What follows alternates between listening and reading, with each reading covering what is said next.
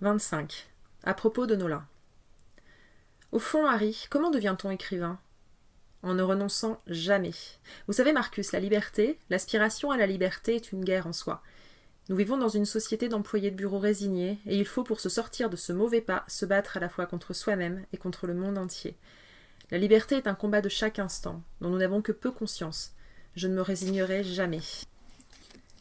L'inconvénient des petites villes de l'Amérique profonde est qu'elles ne disposent que de brigades de pompiers volontaires, moins rapides à mobiliser que les professionnels. Le soir du 20 juin 2008, alors que je voyais les flammes s'échapper de la corvette et se propager à la petite annexe qui servait de garage, il s'écoula ainsi un certain laps de temps entre le moment où je prévins les secours et leur arrivée à Goose Cove. Il relève donc du miracle que la maison elle-même n'ait pas été touchée, même si, aux yeux du capitaine des pompiers d'Aurora, le miracle tint surtout au fait que le garage consistait en un bâtiment séparé et que ceci avait permis de circonscrire l'incident rapidement. Tandis que police et pompiers s'activaient à Goose Cove, Travis Down, qui avait été alerté également, arriva à son tour.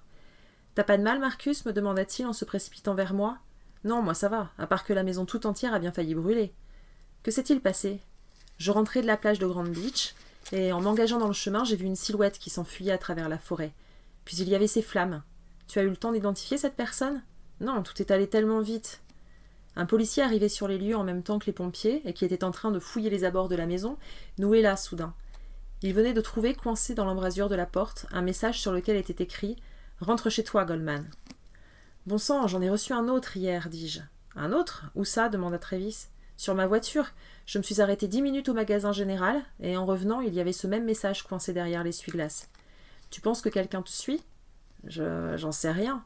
Je n'y ai pas prêté attention jusque-là, mais qu'est-ce que ça signifie ? Cet incident ressemble furieusement à un avertissement, Marcus. Un avertissement ? Pourquoi voudrait-on me lancer un avertissement ? Il semblerait que quelqu'un n'apprécie pas ta présence à Aurora. Tout le monde sait que tu poses beaucoup de questions. Alors quoi ? Quelqu'un qui craindrait ce que je pourrais découvrir à propos de Nola ? Peut-être. En tout cas, je n'aime pas ça, toute cette affaire sans la poudre. Je vais laisser une patrouille ici pour la nuit, c'est plus sûr. Pas besoin de patrouille. Si ce type me cherche, qu'il vienne, il me trouvera. Du calme, Marcus, il y aura une patrouille qui restera ici cette nuit, que tu le veuilles ou non. Si, comme je le pense, il s'agit d'un avertissement, cela signifie qu'il y aura d'autres actions à venir. Il va falloir être très prudent. À la première heure du lendemain, je me rendis à la prison d'État pour rapporter cet incident à Harry. « Rentre chez toi, Goldman » répéta-t-il lorsque je lui mentionnai la découverte du message. « Comme je vous dis, écrit à l'ordinateur. »« Qu'a fait la police ?» Travis Dunn est venu, il a pris la lettre, il a dit qu'il la ferait analyser. Selon lui, ce serait un avertissement. Peut-être quelqu'un qui n'a pas envie que je creuse plus avant dans cette affaire. Quelqu'un qui voit en vous le coupable idéal et qui n'a pas envie que je mette mon nez là-dedans. Celui qui aurait tué Nola et Deborah Cooper ? Par exemple. Harry avait un air grave. Roth m'a dit que je passerais devant le grand jury mardi prochain. Une poignée de bons citoyens qui vont étudier mon cas et décider si les accusations sont fondées. Apparemment, le grand jury suit toujours le procureur. C'est un cauchemar, Marcus. Chaque jour qui passe, j'ai l'impression de m'enfoncer davantage, de perdre pied. D'abord, on m'arrête, et je me dis que c'est une erreur, l'affaire de quelques heures, et puis je me retrouve enfermée ici jusqu'au procès qui aura lieu Dieu sait quand, à risquer la peine de mort. La peine capitale, Marcus. J'y pense tout le temps, j'ai peur. Je voyais bien que Harry dépérissait. Il y avait à peine plus d'une semaine qu'il était en prison, il était évident qu'il ne tiendrait pas un mois. On va vous tirer de là, Harry. On va découvrir la vérité. Roth est un très bon avocat. Il faut garder confiance. Continuez à me raconter, voulez-vous ? Parlez-moi de Nola. Reprenez votre récit. Que s'est-il passé après ? Après quoi ? Après l'épisode de la plage, lorsque Nola est venue vous trouver ce samedi. Après le spectacle du lycée, et qu'elle vous a dit que vous ne deviez pas vous sentir seule. Tout en parlant, j'installai mon enregistreur sur la table et l'enclenchai. Harry esquissa un sourire. Vous êtes un type bien, Marcus. Parce que c'est ça l'important. Nola qui vient sur la plage et qui me dit de ne pas me sentir seule, qu'elle est là pour moi. Au fond, j'avais toujours été un type assez solitaire, et voilà que c'était soudain différent. Avec Nola, je me sentais comme faisant partie d'un tout, d'une entité que nous formions ensemble. Lorsqu'elle n'était pas à mes côtés, il y avait un vide en moi, une sensation de manque que je n'avais jamais ressentie jusqu'alors. Comme si, à présent qu'elle était entrée dans ma vie, mon monde ne pouvait plus tourner correctement sans elle. Je savais que mon bonheur passait par elle, mais j'étais également conscient que, elle et moi, ça allait être terriblement compliqué. Ma première réaction fut d'ailleurs de refouler mes sentiments. C'était une histoire impossible. Ce samedi-là, nous sommes restés un moment sur la plage. Puis, je lui ai dit qu'il était tard, qu'elle devait rentrer chez elle avant que ses parents ne s'inquiètent, et elle a obéi. Elle est partie, elle a longé la plage, et je les regardais s'éloigner en espérant qu'elle se retourne, juste une fois pour me faire un petit signe de la main. Nola. Il fallait pourtant absolument que je me la sorte de la tête. Alors, durant toute la semaine qui suivit, je m'efforçais de me rapprocher de Jenny pour oublier Nola, cette Jenny qui est devenue l'actuelle patronne du Clarks. Attendez, vous voulez dire que la Jenny dont vous me parlez, la serveuse du Clarks, celle de 1975, c'est Jenny Down, la femme de Travis, celle qui tient le Clarks aujourd'hui? Elle-même, avec 33 ans de plus. À l'époque, c'était une très jolie femme. C'est resté une belle femme d'ailleurs. Vous savez, elle aurait pu aller tenter sa chance à Hollywood comme actrice. Elle en parlait souvent, quitter Aurora et partir vivre la grande vie en Californie. Mais elle n'a rien fait de tout ça. Elle est restée ici, elle a repris le restaurant de sa mère, et au final, elle aura vendu des hamburgers toute sa vie. Sa faute. On a la vie qu'on se choisit, Marcus. Et je sais de quoi je parle. Pourquoi dites-vous cela? Ça n'a pas d'importance, je divague. Et je me perds dans mon récit. Je vous parlais de Jenny. Jenny, 24 ans, était donc une très belle femme, reine de beauté au lycée, une blonde sensuelle à faire tourner la tête de n'importe quel homme. D'ailleurs, tout le monde reluquait Jenny à cette époque. Je passais mes journées au Clarks en sa compagnie, j'avais un compte au Clarks et je faisais tout mettre dessus. Je ne faisais guère attention à ce que je dépensais, alors que j'avais sabordé mes économies pour louer la maison et que mon budget était très serré. Mercredi 18 juin 1975. Depuis l'arrivée de Harry à Aurora, il fallait à Jenny Quinn une bonne heure de plus pour se préparer le matin. Elle était tombée amoureuse de lui le premier jour où elle l'avait vu.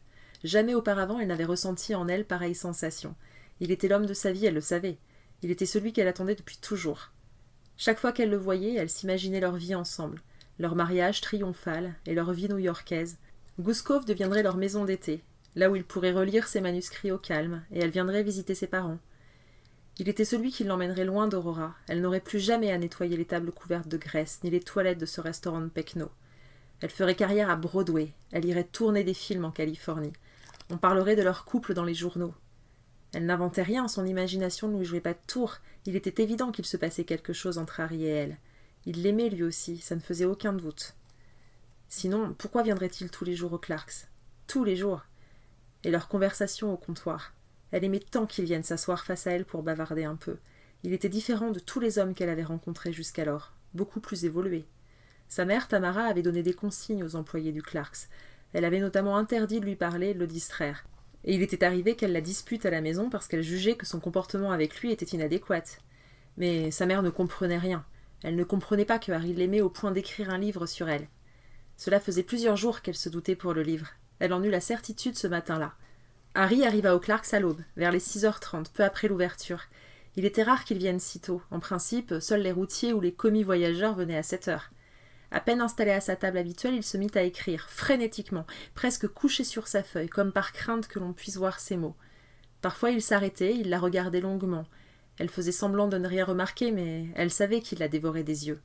D'abord, elle n'avait pas saisi la raison de ses regards insistants. C'est peu avant midi qu'elle comprit qu'il était en train d'écrire un livre sur elle. Oui, elle, Jenny Quinn, était le sujet central du nouveau chef-d'œuvre de Harry Kéber. Voilà pourquoi il ne voulait pas que l'on puisse voir ses feuillets. Aussitôt qu'elle le réalisa, elle sentit une immense excitation l'envahir. Elle saisit l'occasion de l'heure du déjeuner pour lui apporter le menu et bavarder un peu. Il avait passé la matinée à écrire les 4 lettres de son prénom. N-O-L-A. Il avait son image en tête, son visage envahissait ses pensées. Parfois il fermait les yeux pour se la représenter, puis, comme pour essayer de se soigner, il s'efforçait de regarder Jenny dans l'espoir de tout oublier d'elle. Jenny était une très belle femme, pourquoi ne pourrait-il pas l'aimer?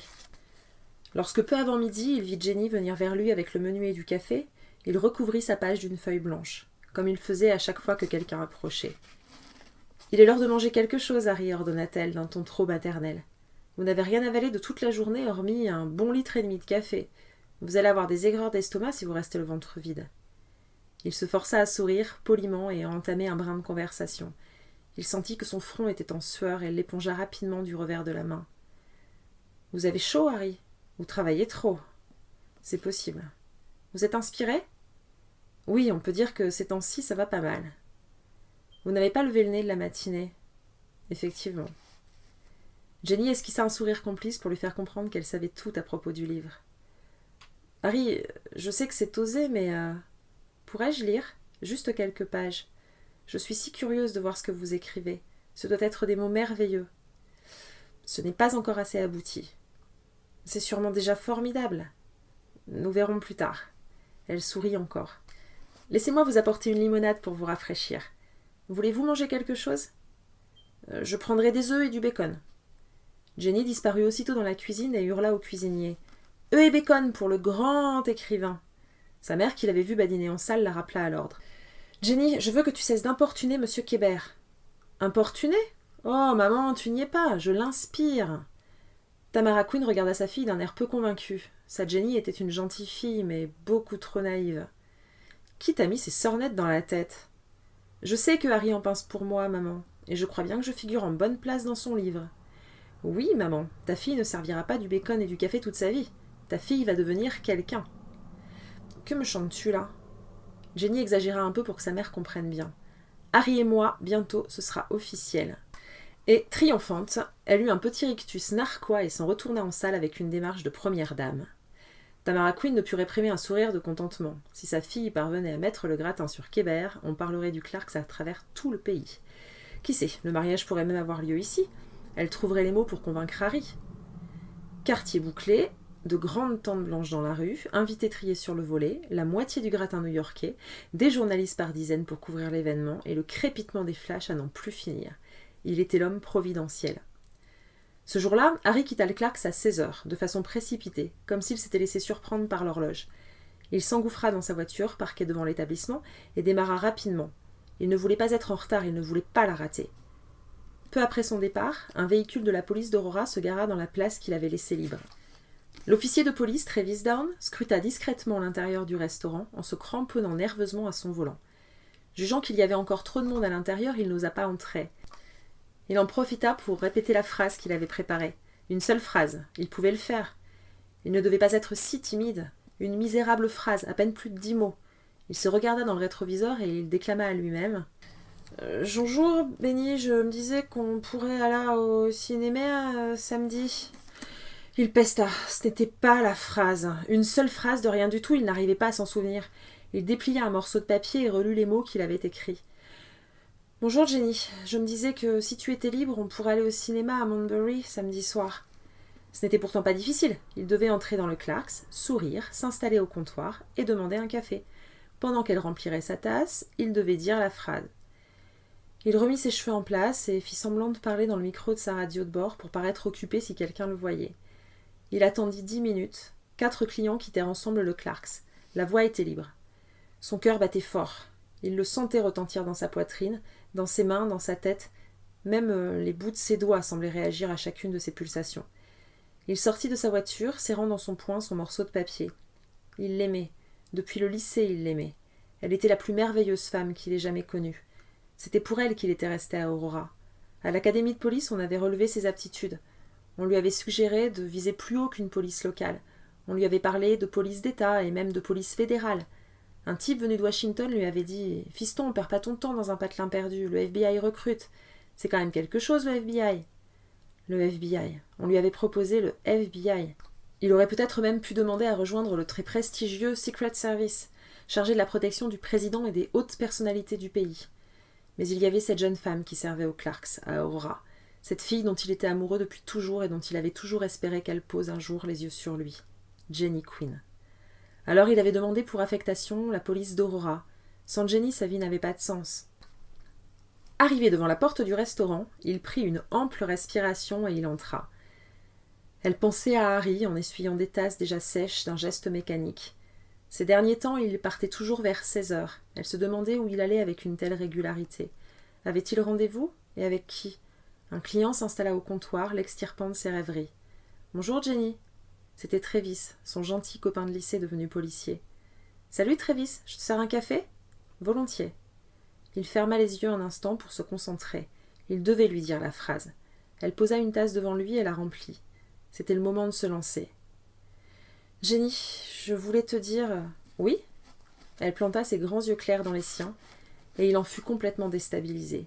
Quelle était la suite de la phrase ? « Le cinéma. »« Le cinéma, dit-il. »« Quoi, le cinéma ? » Il y a eu un braquage au cinéma de Manchester. »« Ah bon ?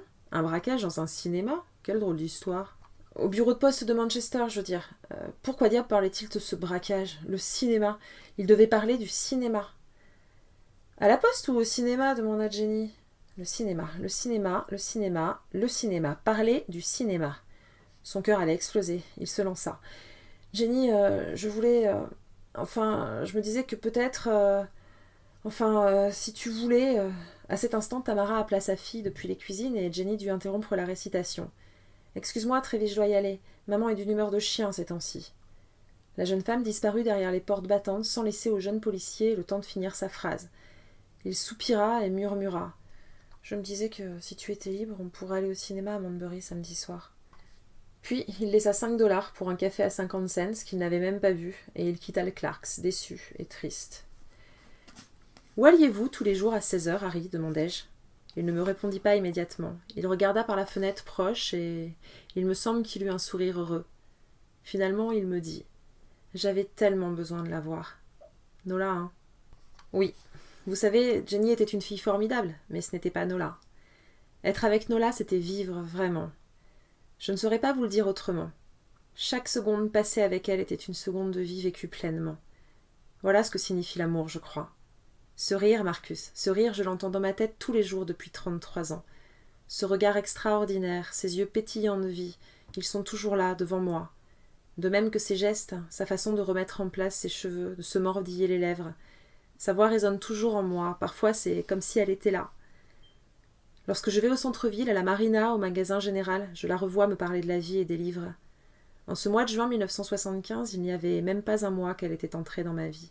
Et pourtant j'avais l'impression qu'elle en avait toujours fait partie. Et lorsqu'elle n'était pas là, il me semblait que rien n'avait de sens. Un jour sans voir Nola, c'était un jour de perdu.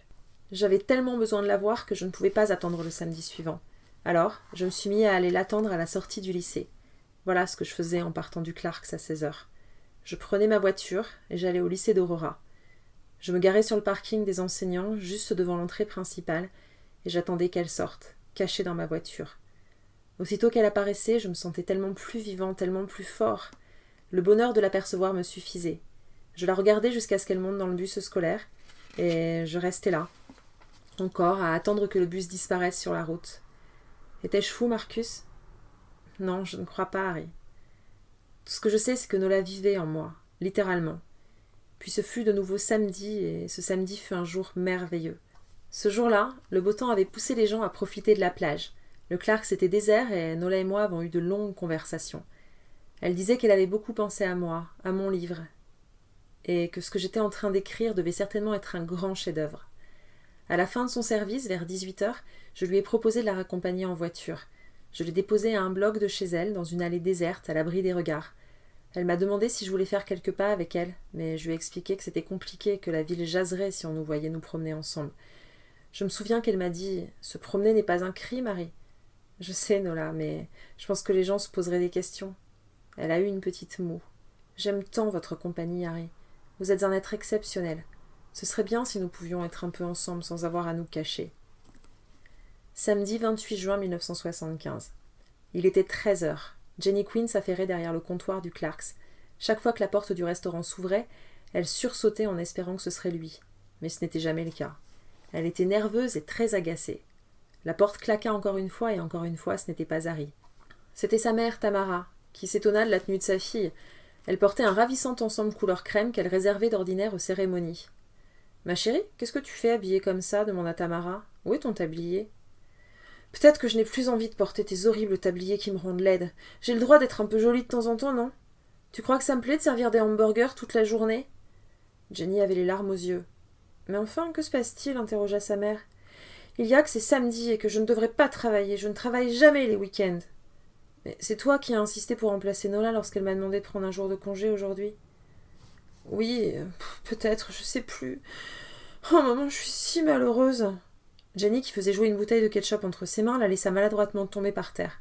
La bouteille se brisa et ses tennis blanches immaculées se couvrirent d'éclaboussures rouges. Elle éclata en sanglots. « Ma chérie, mais qu'est-ce qui t'arrive » s'inquiéta sa mère. « J'attends Harry, maman. Il vient toujours le samedi. Alors pourquoi n'est-il pas là aujourd'hui ?»« Oh maman, je suis qu'une idiote. Comment ai-je pu penser qu'il m'aimait ? Un homme comme Harry ne voudra jamais d'une vulgaire petite serveuse de hamburger comme moi. Je ne suis qu'une imbécile. »« Allons, ne dis pas ça, » la consola Tamara en l'enlaçant. « Va t'amuser, prends ta journée. Je vais te remplacer.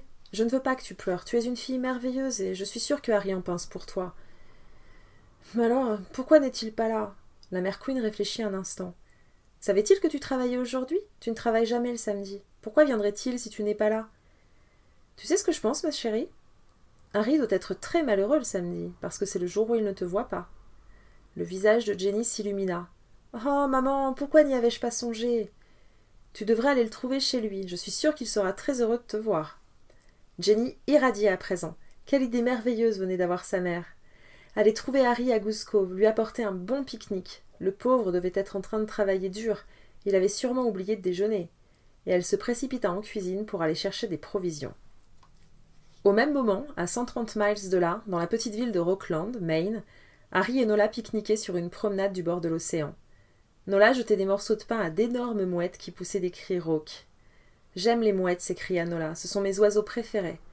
Peut-être parce que j'aime l'océan, et que là où il y a des mouettes, il y a l'océan. C'est vrai, même lorsque l'horizon est bouché par des arbres, les vols de mouettes dans le ciel nous rappellent que l'océan est juste derrière.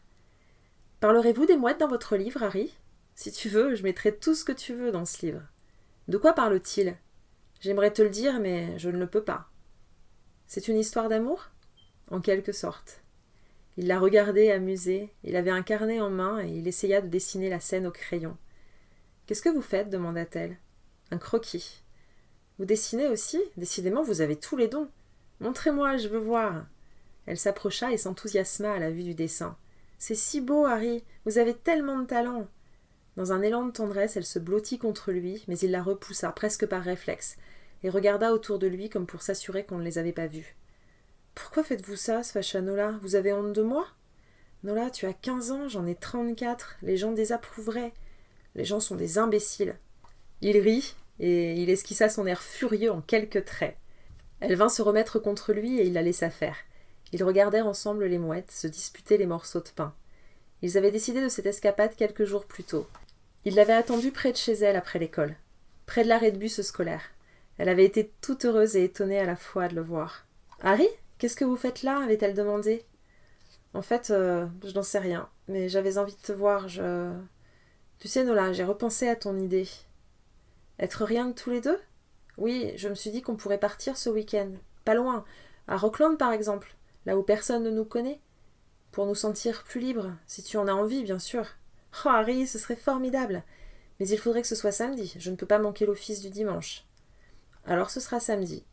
Peux-tu t'arranger pour être libre? Bien sûr, je prendrai congé auprès de Madame Queen et je saurai quoi dire à mes parents, ne vous inquiétez pas. Elle saurait quoi dire à ses parents. Lorsqu'elle avait prononcé ces mots, il s'était demandé ce qui lui prenait de vouloir s'amouracher d'une adolescente.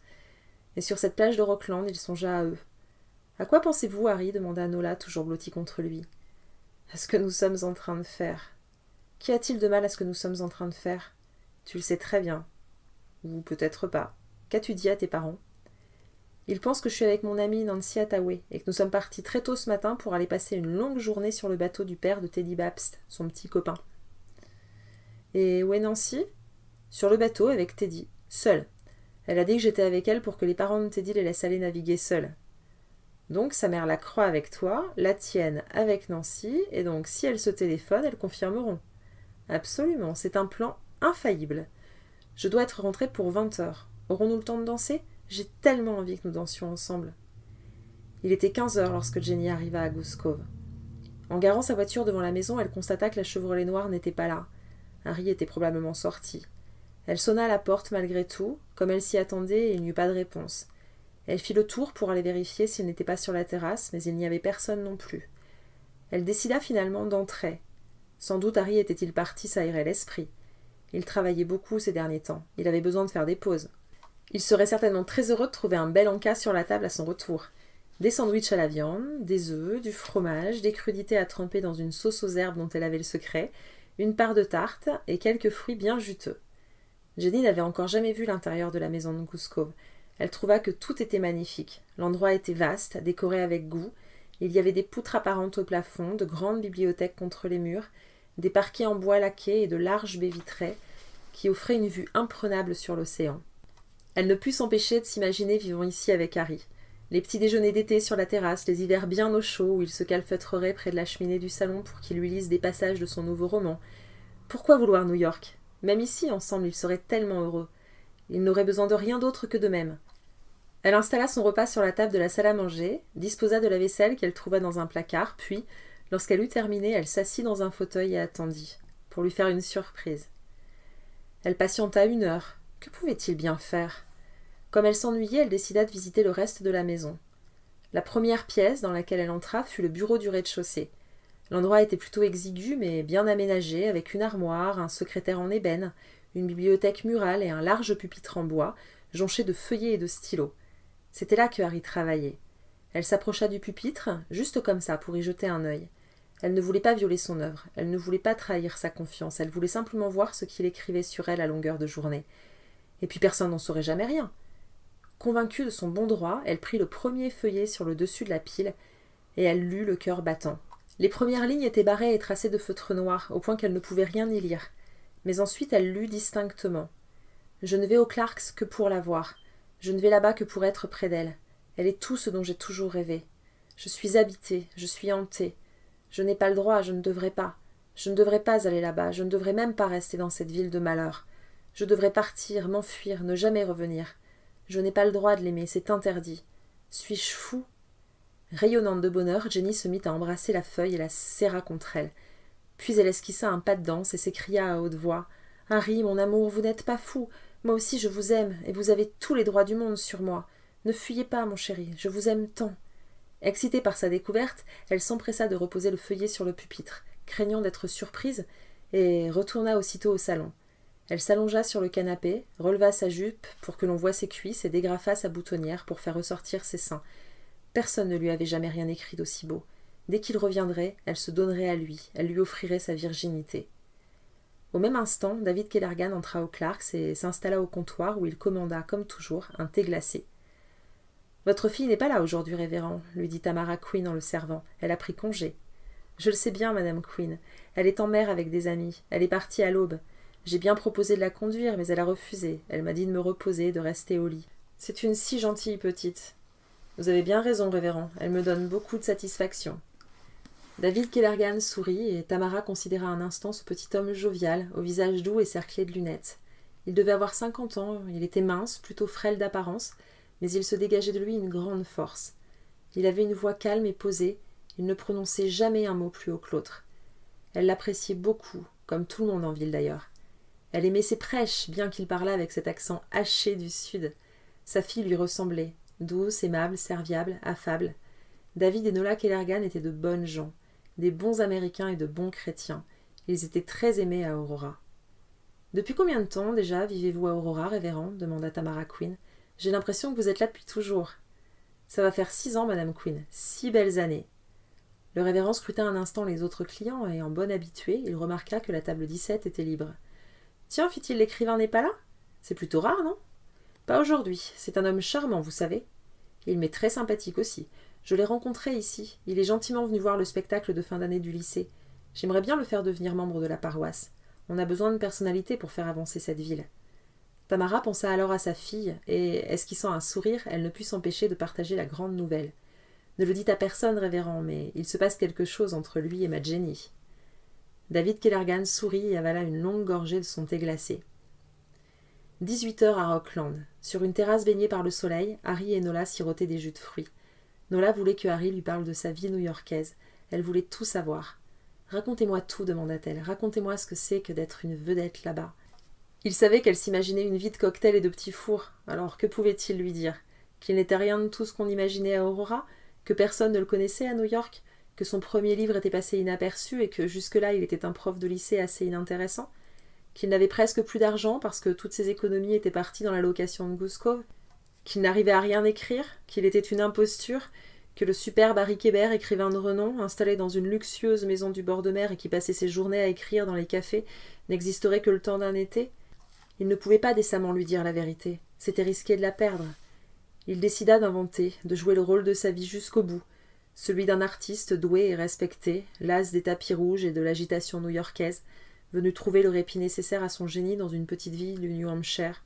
« Vous avez tellement de chance, Harry, » s'émerveilla-t-elle en entendant son récit. « Quelle vie excitante vous menez. Parfois, j'aimerais m'envoler et partir loin d'ici, loin d'Aurora. Vous savez, j'étouffe ici. Mes parents sont des gens difficiles.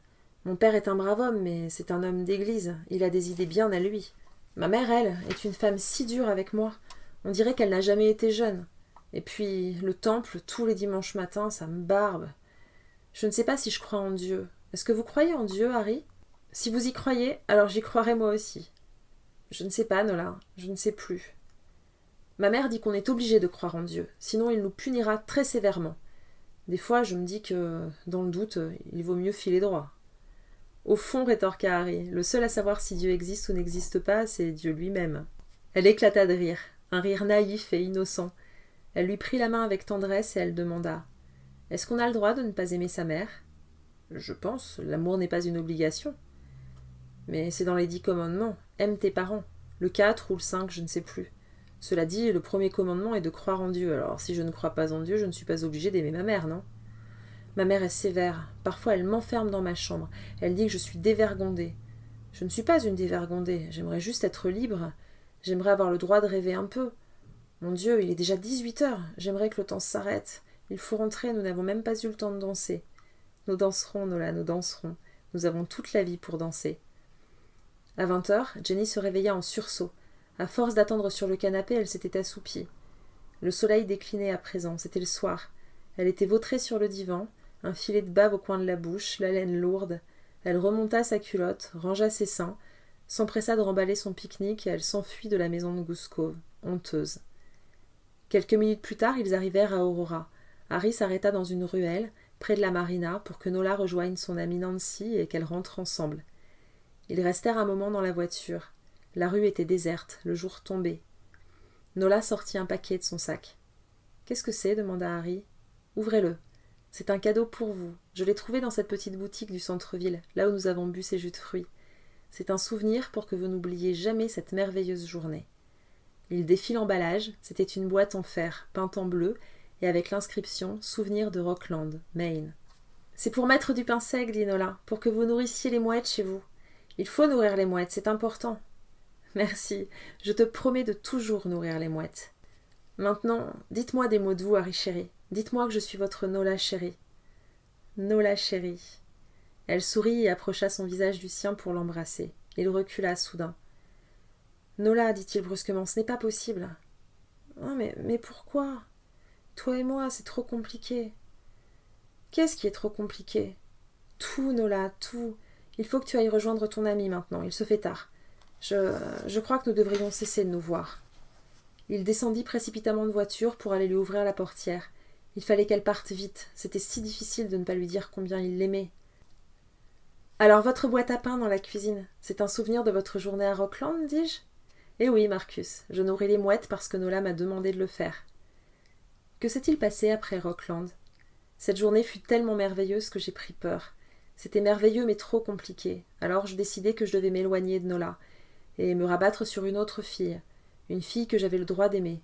Vous devinez qui? Jenny. Dans le mille. Et je vous raconterai une autre fois, Marcus. Nous avons beaucoup parlé, je suis fatiguée. Bien sûr, je comprends. J'éteignis l'enregistreur.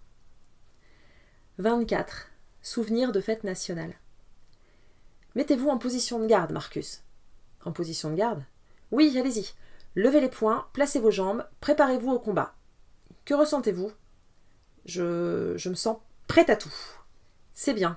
Vous voyez, écrire au boxer, c'est tellement proche. On se met en position de garde, on décide de se lancer dans la bataille, on lève les poings et on se rue sur son adversaire. Un livre, c'est plus ou moins pareil. Un livre, c'est une bataille. Il faut que tu arrêtes cette enquête, Marcus. Ce furent les premiers mots de Jenny à mon attention lorsque je vins la trouver au Clarks pour qu'elle me parle de sa relation avec Harry en 1975. On avait parlé de l'incendie à la télévision locale et la nouvelle était en train de se propager peu à peu. « Quelle raison aurais-je d'arrêter » demandai-je. « Parce que je suis très inquiète pour toi, je n'aime pas ce genre d'histoire. » Elle avait dans la voix une tendresse de mère. « Ça commence par un incendie et on ne sait pas comment ça finit. Je ne quitterai pas cette ville tant que je n'aurai pas compris ce qui s'y est passé il y a 33 ans. T'es pas possible, Marcus, t'es une vraie tête de mule, exactement comme Harry. » Je prends ça comme un compliment. Elle sourit. « Bon, qu'est-ce que je peux faire pour toi ? » J'ai envie de parler un peu. On pourrait aller faire quelques pas dehors, si tu le veux bien. Elle laissa le Clarks à son employé et nous descendîmes jusqu'à la marina. Nous nous assîmes sur un banc, face à l'océan, et je contemplai cette femme qui devait avoir 57 ans selon mes calculs. Elle était usée par la vie, le corps trop maigre, le visage marqué et les yeux cernés. J'essayais de l'imaginer telle que Harry me l'avait décrite. Une jolie jeune femme blonde, pulpeuse, reine de beauté durant ses années de lycée. Soudain, elle me demanda « Marcus, qu'est-ce que ça fait ?»« Quoi donc ?»« La gloire. »« Ça fait mal. C'est agréable, mais ça fait souvent mal. » Je me souviens quand t'étais étudiant et que tu venais au Clarks avec Harry pour travailler sur tes textes. Il te faisait bosser comme un chien. Vous passiez des heures là à sa table à relire, à gribouiller, à recommencer. Je me souviens de tes séjours ici, quand on vous croisait, Harry et toi, en train de faire votre jogging à l'aube avec cette discipline de fer. Tu sais, quand tu venais, il rayonnait. Il n'était pas le même. Et on savait que t'allais venir parce qu'il l'annonçait à tout le monde des jours avant. Il répétait « Vous ai-je dit que Marcus allait venir me rendre visite la semaine prochaine ?» Quel type extraordinaire, celui-là. Il ira loin, je le sais. Tes visites lui changeaient la vie. Ta présence lui changeait la vie. Parce que personne n'était dupe. On savait tous combien Harry était seul dans sa grande maison. Le jour où t'as débarqué dans son existence, tout a changé. La renaissance. Comme si le vieux solitaire avait réussi à se faire aimer par quelqu'un. Tes séjours ici lui faisaient énormément de bien. Après tes départs, il nous bassinait. Marcus par-ci et Marcus par-là. Il était tellement fier de toi. Fier comme un père l'est de son fils. Tu étais le fils qu'il n'avait jamais eu. Il parlait de toi tout le temps. Tu n'as jamais quitté Aurora, Marcus. Et puis un jour, on t'a vu dans le journal. Le phénomène Marcus Goldman. Un grand écrivain était né. Harry a acheté tous les journaux du magazine Général. Il a offert des tournées de champagne aux Clarks. Pour Marcus, hip hip hip, hurrah! Et on t'a vu à la télévision. On t'a entendu à la radio. Tout ce foutu pays n'a plus parlé que de toi et de ton bouquin. Il en a acheté des dizaines d'exemplaires. Il en distribuait partout. Et nous, on demandait comment t'allais. Quand est-ce qu'on te verrait de nouveau? Et lui répondait que ça devait aller sûrement très bien, mais qu'il n'avait plus beaucoup de nouvelles. Que tu devais être très occupé. Du jour au lendemain, t'as cessé de l'appeler, Marc. T'étais tellement occupé à faire ton important, à te montrer dans les journaux et à parader à la télévision que tu l'as laissé tomber. T'es plus jamais revenu ici. Lui qui était tellement fier de toi, qui espérait un petit signe de ta part qui n'arrivait jamais. T'avais réussi, t'avais obtenu la gloire, donc t'avais plus besoin de lui. C'est faux, m'écriai-je. Je me suis laissé emporter par le succès, mais je pensais à lui, tous les jours. Je n'ai plus eu une seconde pour moi. Même pas une seconde pour l'appeler. Bien sûr que je l'ai appelé. Tu l'as appelé quand t'étais dans la merde jusqu'au cou, oui. Parce qu'après avoir vendu je ne sais pas combien de millions de bouquins, monsieur le grand écrivain a eu la trouille et ne savait plus quoi écrire. Ça aussi, on a eu droit à l'épisode en direct. Voilà comment je sais tout ça. Harry au comptoir du Clarks, très inquiet parce qu'il vient de recevoir un téléphone de toi. Que tu es très déprimé, que tu n'as plus d'idée de livre, que ton éditeur va te prendre tout ton petit pognon chéri. Et soudain te revoilà à Aurora avec des yeux de chien tristes et Harry qui fait tout pour te remonter le moral. Pauvre petit écrivain malheureux, que vas-tu pouvoir bien écrire? Jusqu'à ce beau miracle, voici 2 semaines. Le scandale éclate et qui débarque ici? Le gentil Marcus. Qu'est-ce que tu viens foutre à Aurora, Marcus? Chercher de l'inspiration pour ton prochain livre? Qu'est-ce qui te fait penser ça? Mon intuition. Je ne répondis d'abord rien, un peu sonné, puis je dis. Mon éditeur m'a proposé d'écrire un livre, mais je ne le ferai pas. Mais justement, tu ne peux pas ne pas le faire, Marc, parce qu'un livre est probablement la seule façon de prouver à l'Amérique que Harry n'est pas un monstre. Il n'a rien fait, j'en suis certaine. Je le sais au fond de moi. Tu ne peux pas le laisser tomber, il n'a personne d'autre que toi. Tu es célèbre, les gens t'écouteront. Tu dois faire un livre sur Harry, sur vos années ensemble. Raconter combien c'est un homme exceptionnel. Je murmurai. Tu l'aimes, hein? Elle baissa les yeux. Je crois que je ne sais pas ce que signifie aimer. Je crois au contraire que si. Il n'y a qu'à voir comment tu parles de lui, malgré tous les efforts que tu fais pour le haïr. Elle eut un sourire triste et des larmes dans la voix. Cela fait plus de 30 ans que je pense à lui tous les jours, que je le vois seul alors que j'aurais tellement voulu le rendre heureux. Et moi, regarde-moi, Marcus. Je rêvais d'être une vedette de cinéma, mais je ne suis que la vedette de Louis Lafrire. Je n'ai pas eu la vie que je voulais. Je sentis qu'elle était prête à se confier et je lui demandai. « Jenny, parle-moi de Nola, s'il te plaît. » Elle sourit tristement. C'était une très gentille fille. Ma mère l'aimait beaucoup, elle en disait beaucoup de bien, et moi, ça m'énervait. Parce que jusqu'à Nola, c'était moi la jolie petite princesse de cette ville, celle que tout le monde regardait. Elle avait 9 ans lorsqu'elle a débarqué ici. À ce moment-là, tout le monde s'en foutait, évidemment. Et puis, un été, comme cela arrive souvent aux filles à la puberté, ce même tout le monde a remarqué que la petite Nola était devenue une jolie jeune femme, avec des ravissantes jambes, des seins généreux et un visage d'ange. Et la nouvelle Nola en maillot de bain a suscité beaucoup d'envie. Tu étais jalouse d'elle? Elle réfléchit un instant avant de répondre. Bah, aujourd'hui, je peux te le dire, ça n'a plus beaucoup d'importance. Oui, j'étais un peu jalouse. Les hommes la regardaient et une femme remarque ça. Mais elle n'avait que 15 ans. Elle n'avait pas l'air d'une petite fille, crois-moi. C'était une femme, et une jolie femme. Tu te doutais pour aller à Harry? Pas le moins du monde. Personne ici ne s'est imaginé une chose pareille. Ni avec Harry, ni avec personne. Elle était une très belle fille, soit, mais elle avait 15 ans, tout le monde le savait, et elle était la fille du révérend Kellergan. Donc, pas de rivalité entre vous pour Harry. Non, mon Dieu. Et entre Harry et toi, il y a eu une histoire? À peine. Nous nous sommes un peu fréquentés. Il avait beaucoup de succès auprès des femmes ici. Je veux dire, une grande vedette de New York qui débarque dans ce bled. Jenny, j'ai une question qui va peut-être te surprendre, mais savais-tu qu'en arrivant ici, Harry n'était personne? Juste un petit enseignant de lycée qui avait dépensé toutes ses économies pour louer la maison de Goose Cove? Quoi? Il était pourtant déjà écrivain. Il avait publié un roman, mais à compte d'auteur et qui n'avait eu aucun succès. Je crois qu'il y a eu un quiproquo sur sa notoriété, et qu'il en a beaucoup joué pour être à Aurora ce qu'il aurait voulu être à New York. Et comme il a ensuite publié Les origines du mal qui l'ont rendu célèbre, l'illusion a été parfaite. Elle en rit, presque amusée. Ça alors, je ne savais pas. Sacré Harry. Je me souviens de notre premier vrai rendez-vous. J'étais tellement excitée ce jour-là. Je me rappelle la date parce que c'était la fête nationale, le 4 juillet 1975. Je fis rapidement le calcul dans ma tête. Le 4 juillet était quelques jours après l'escapade de Rockland. C'était le moment où Harry avait décidé de se sortir Nola de la tête. J'encourageai Jenny à poursuivre son récit. Parle-moi de ce 4 juillet. Elle ferma les yeux comme si elle y était de nouveau. C'était une belle journée. Harry était venu au Clarks le jour même et il m'avait proposé d'aller ensemble voir le feu d'artifice à Concorde. Il avait dit qu'il viendrait me chercher chez moi à 18h. Je finissais mon service à 18h30 en principe, mais j'avais dit que ça me convenait très bien, et maman m'avait laissé partir plus tôt pour aller me préparer. Vendredi 4 juillet 1975. La maison de la famille Quinn sur Norfolk Avenue était en proie à une grande agitation. Il était 17h45 et Jenny n'était pas prête. Elle montait et descendait les escaliers comme une furie, en sous-vêtements, avec à chaque fois une robe différente à la main. « Et celle-là, maman, qu'est-ce que tu en penses de celle-là » demanda-t-elle en entrant pour la 7e fois dans le salon où se tenait sa mère. « Ah non, pas celle-là, jugea sévèrement Tamara. Elle te fait des grosses fesses. Tu ne voudrais pas que Harry Kébert pense que tu t'empiffres.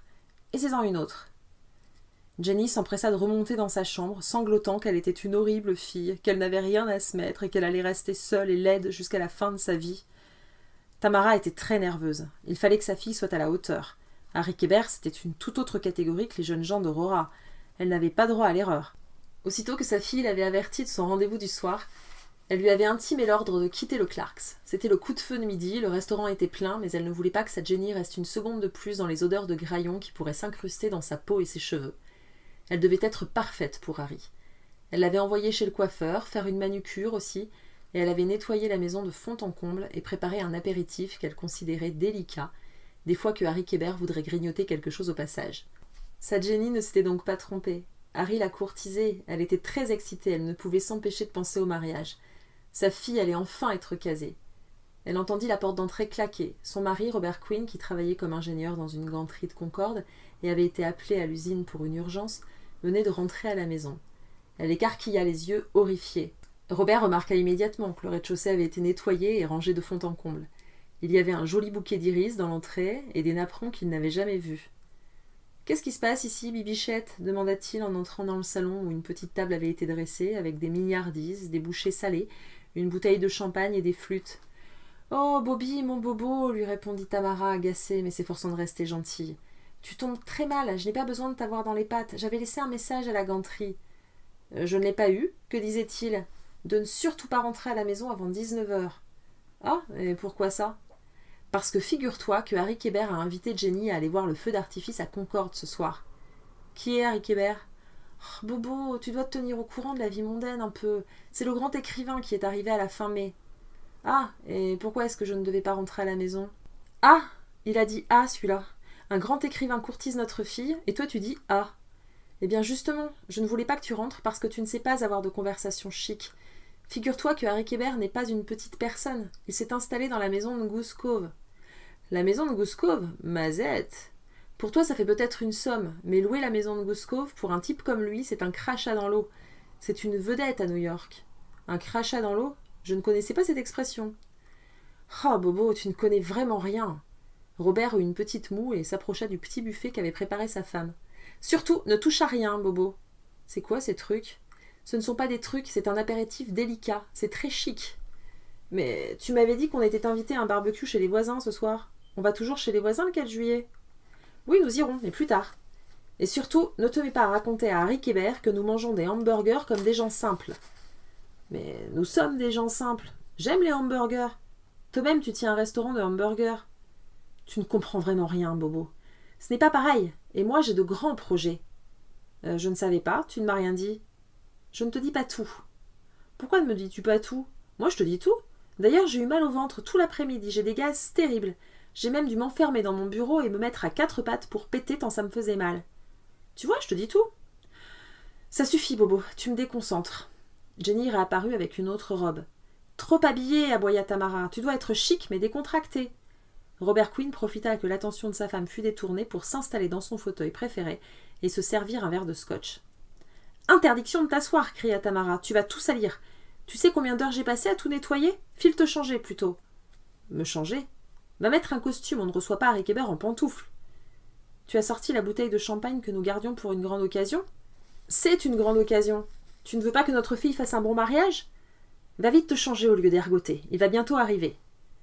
Tamara escorta son mari jusqu'aux escaliers pour être sûre qu'il obéisse.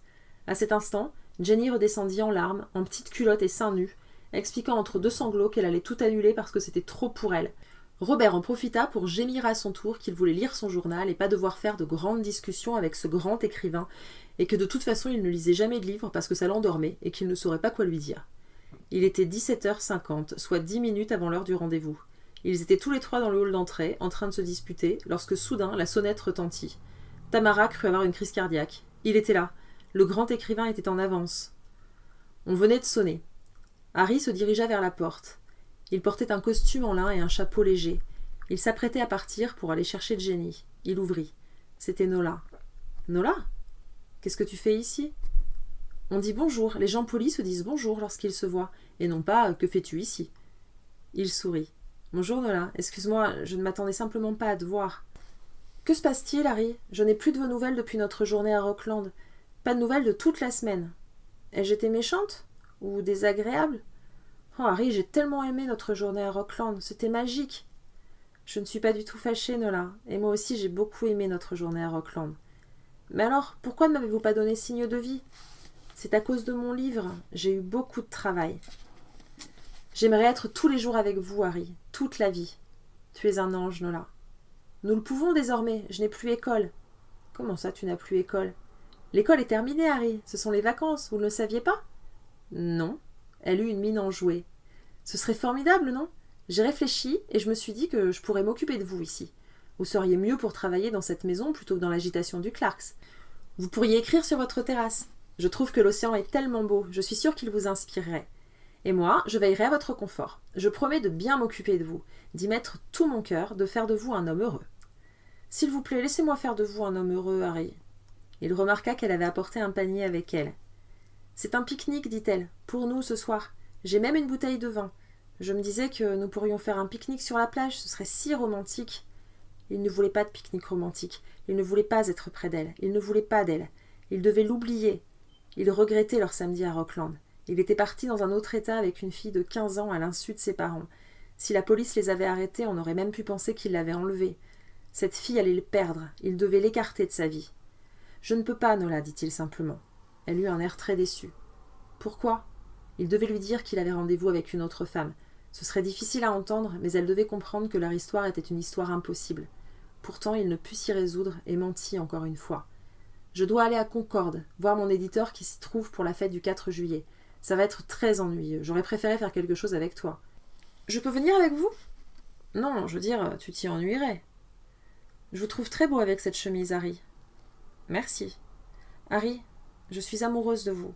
Depuis ce jour de pluie où je vous ai vu sur la plage, je suis folle amoureuse de vous. J'aimerais être avec vous jusqu'à la fin de ma vie. Arrête, Nola, ne dis pas ça. Pourquoi? C'est la vérité. Je ne supporte pas de ne pas passer ne serait-ce qu'un jour sans être à vos côtés. Chaque fois que je vous vois, j'ai l'impression que ma vie est plus belle. Mais vous, vous me détestez. Hein. Mais non, bien sûr que non.